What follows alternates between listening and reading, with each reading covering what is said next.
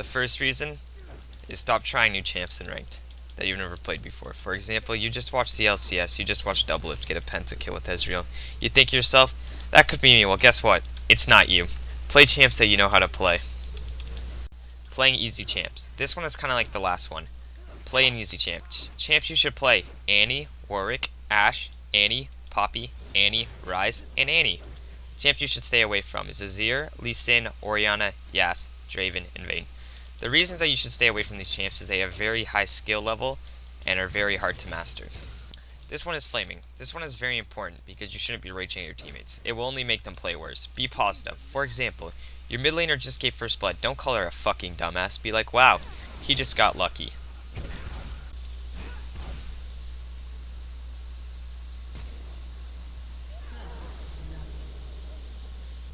For the next 2 reasons why you're still in bronze, I have a special guest.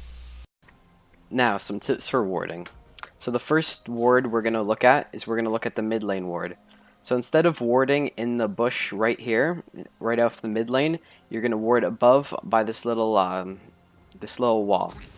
This ward can be a very good spot that replaces your regular warding spot. You can use this ward to scout out the river and your side of the jungle. If you see the enemy jungler walk into the bush, you can tell by process of elimination that they are in the bush and potentially pick them out and kill them. The second ward is a deep ward in the enemy jungle. Deep wards are very useful in lower elo. These wards can help your team see where the jungler is and where he plans to gank. A very common and useful ward is near the enemy red buff and the bush behind it, usually a pink ward so it can last throughout the entire game and you can have constant vision on the enemy jungler. This ward spots out the jungler's gank path and is very rarely cleared. The last ward spot we're going to talk about is defensive and river ward spots. It's very important that you keep your river and jungle warded. It prevents your jungler from being invaded and potentially dying. It also allows you to catch out the enemy team. The last reason why you're still in bronze is because of last hitting. Last hitting minions can be very important to climb elo. Efficiently last hitting is important to get a lead on your opponent and can snowball games for you, especially as an assassin. I did the math and the gold for 1 kill is worth about 15 minions, 7 casters, 7 melee minions, and 1 cannon. This means if you have a 30 CS lead on your opponent, you may have up to 225 more health, 27 more AP, or 17 more AD over your opponent.